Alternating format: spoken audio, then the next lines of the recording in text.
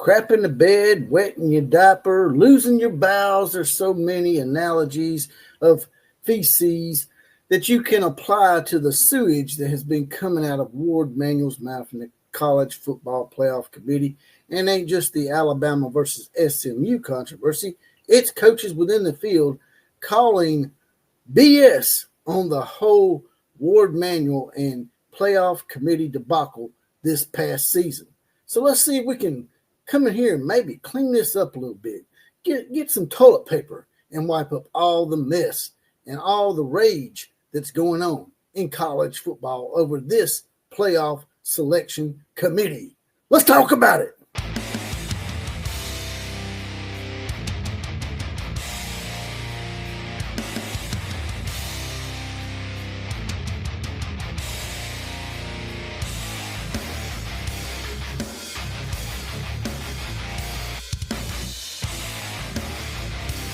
Here we come once again, riding on in this outlaw posse. Now, in effect, and today's four horsemen shout-outs go to Duck Knight, Denizen, Eric Taco Marino, and Sheldon Lamey are saddled up, mounted up, ready to go. And they're going to help us with today's college football invasion. Also, like, share, comment, and subscribe to this channel. That's the big four, and they're all free. But if you want a little something extra and you want to get your badge and get deputized like those four guys are, and get your random four horsemen shout out, as well as possibly be the comment of the day, which is coming later in the show.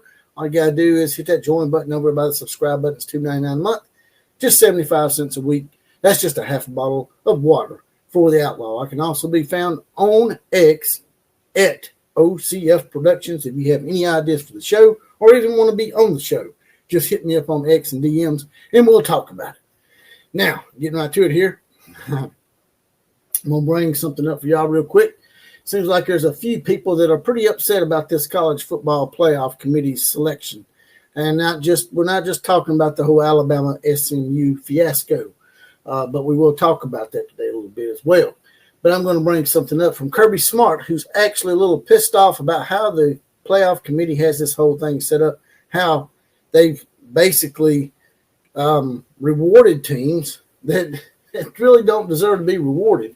Not in the manner they are anyway. So let's bring this up real quick. This is from the Sports Talk J show. Check his channel out. He's got a pretty good channel. But check this out. We're going to start with Kirby Smart. Now, Kirby's not happy with the automatic buys. He says it makes no sense. He wants the field to be seeded based on how they played, not based on whether you win a conference championship. He said seed the field and let the buys fall where they may. Look, to say that all these conferences are equal is just unjust and unfair. That's not the case at all. So you need to seed it. I mean, they don't do that in an NBA basketball tournament. They don't do that in any tournament I've been around, he said. Said it makes no sense in terms of guaranteed buys. So if one team earns the right to be in a seed, they should have an advantage by doing that. There's not really a great advantage the way it was done, and I think it's something I'll have to look at in the future. And what he's talking about there is you've got two teams that don't deserve to be in the top four that are in there. And obviously he's talking about Arizona State, who is number 12, but they've gotten the 4 seed. And then Boise State, who's a group of 5, has gotten a 3 seed.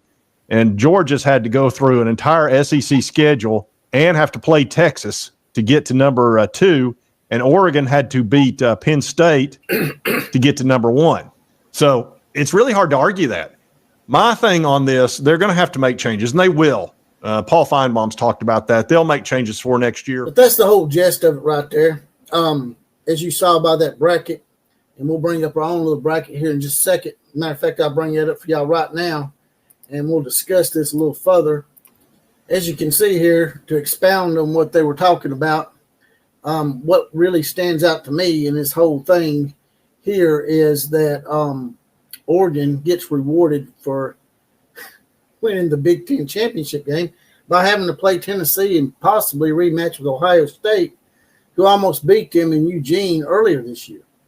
Then you have SMU playing Penn State, and the possibility that Penn State, who played in the Big Ten championship game against that same Oregon team, gets rewarded with a home game, and the possibility of having SMU and Boise State in their first 2 rounds of games. So who really got rewarded there?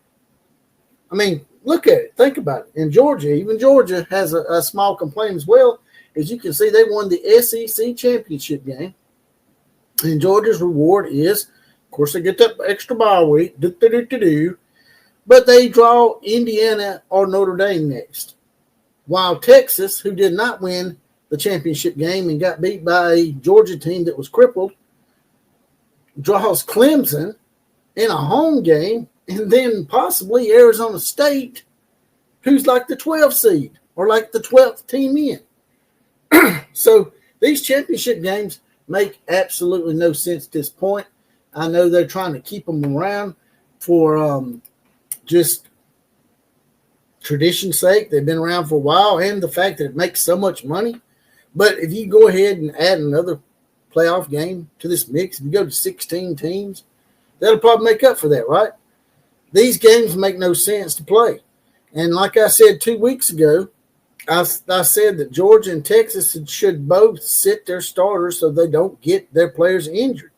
I mean, there's a possibility that they get injured.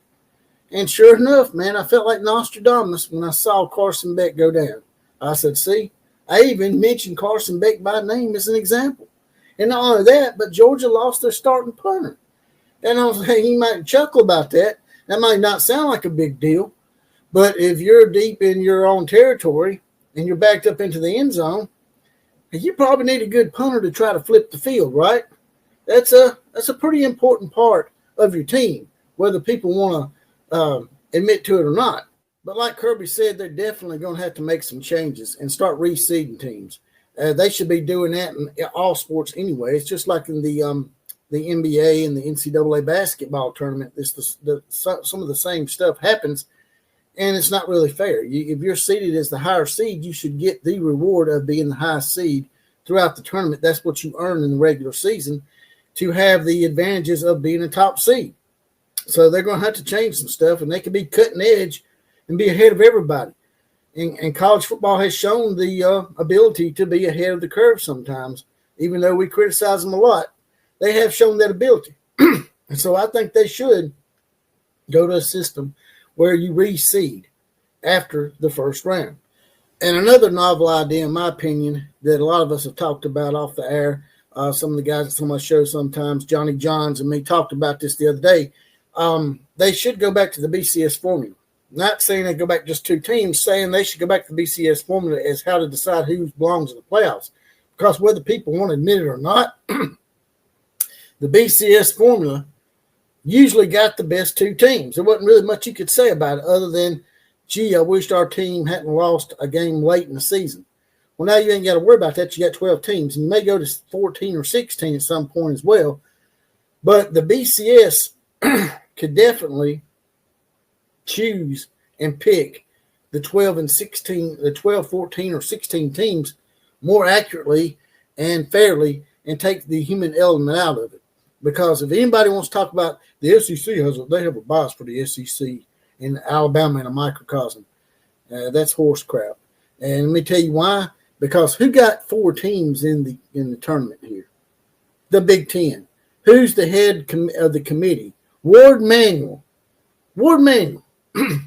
I brought his little picture up. I ain't got it up now, but he looks like a complete jackass, and he said some of the most asinine things. Man, it's pretty obvious that if there's any bias here, it's for the Big Ten.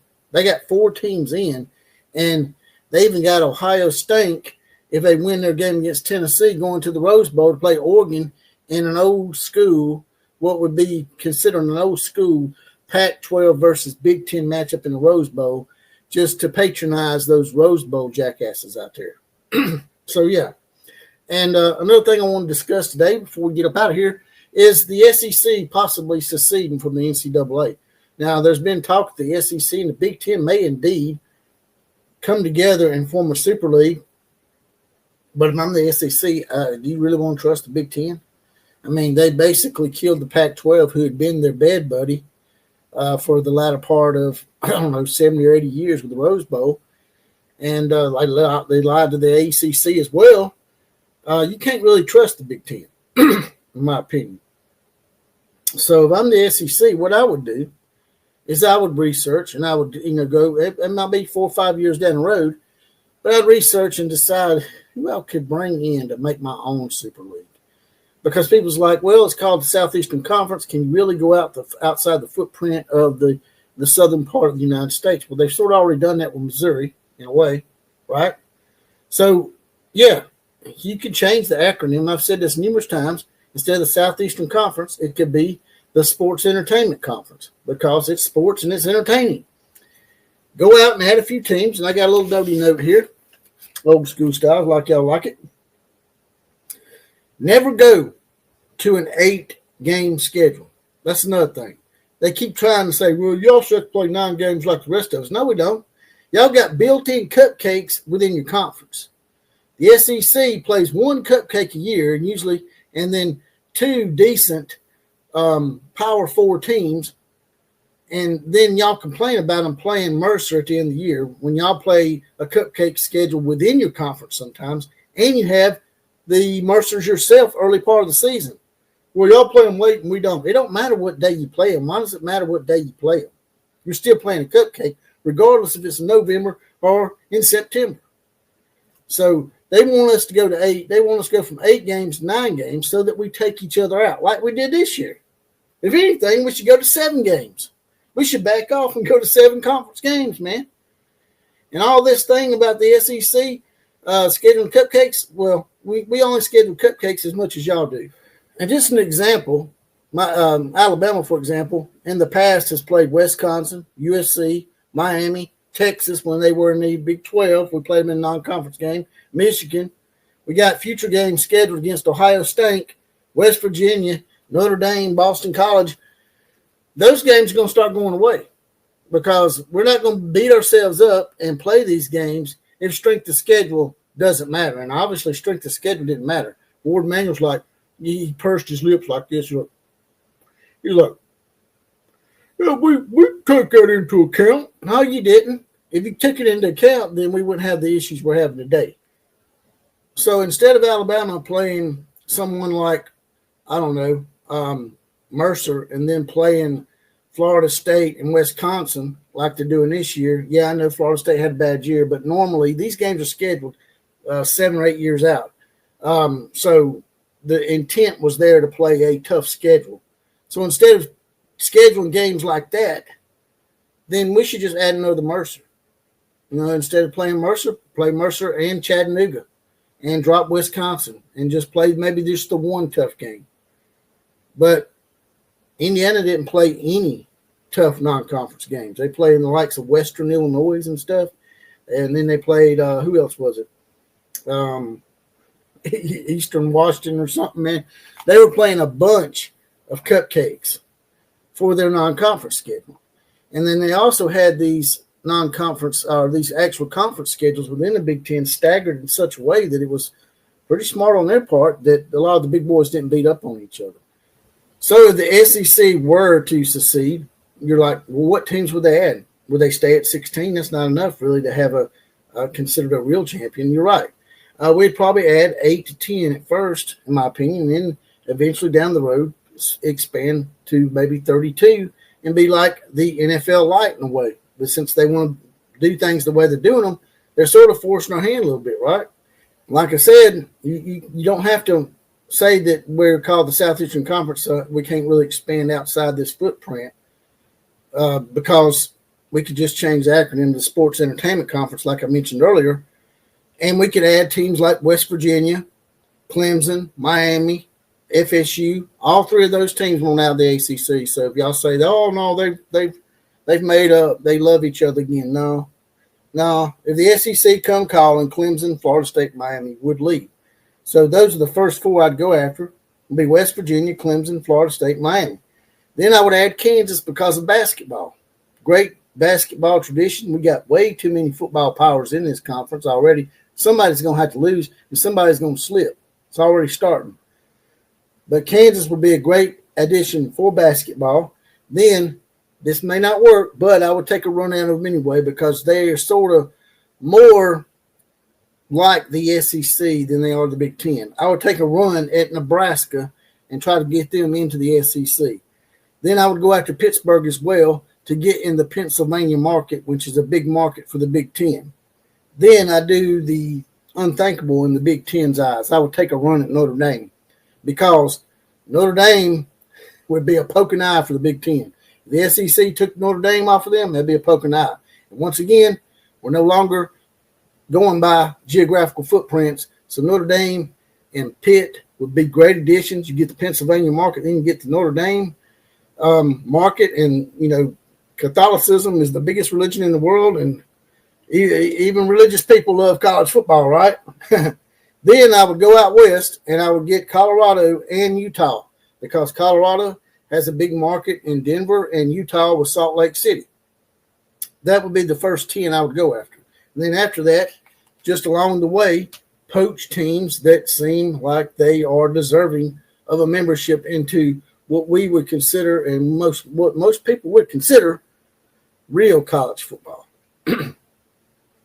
Now, let's get the comment of the day. The comment of the day comes from The One. The One says, Bama did not deserve to be in the playoffs at all this year. They had 3 losses and 1 to Vanderbilt. Well, gee whiz, Captain Obvious, we didn't know that. And my response to that, The One, is you're pretty shallow, number one. But here was my response. Vandy is not your daddy's Vandy anymore. Vandy is bowl eligible and beat Virginia Tech, who's also in a bowl, and was within a field goal of beating Texas, who is your, 5th or 6th seed in this tournament? Vanderbilt's 6-6. So is Oklahoma. So all these people that keep ranting and raving about Alabama lost to a couple of bad teams. Did we really? They're bowl eligible, right? It's not like we lost to a 4-8 Kentucky team like Ole Miss did. We didn't lose to any really, really bad teams like Notre Dame lost to Northern Illinois, who ended up 500 in the MAC. Vanderbilt and Oklahoma ended up 500 in the SEC, jackasses. Notre Dame's lost to Northern Illinois should have disqualified them completely, to be honest with you. Just saying, because they didn't play nobody after that. Not nobody that was really tough. They beat a Northern Illinois team that went 500 in the MAC, which is just a step above being in FCS. We all know that the MAC is a prop-up conference for the Big Ten so they can claim they never play FCS schools. And we all know the MAC is a glorified FCS conference. And that's all I got to say about that. Like, share, comment, and subscribe to this channel. That's the big 4, and they're all absolutely free. But like I said before, if you want a little something extra, get you a badge, get deputized, get your random 4 horsemen shout out like the gentleman earlier did, and as well as possibly be the comment of the day. $2.99 a month, 75 cents a week. Little join button by the subscribe button. Just hit it and join it. KMCA to all the other teams. Oh, wait a minute. Before I get to KMCA, there's a little heart down here too. A little money dollar sign in the middle. You want to make just a one-time donation to the program, smash that heart, help us keep the lights on. Now, KMCA to all the other teams. Class is now officially dismissed.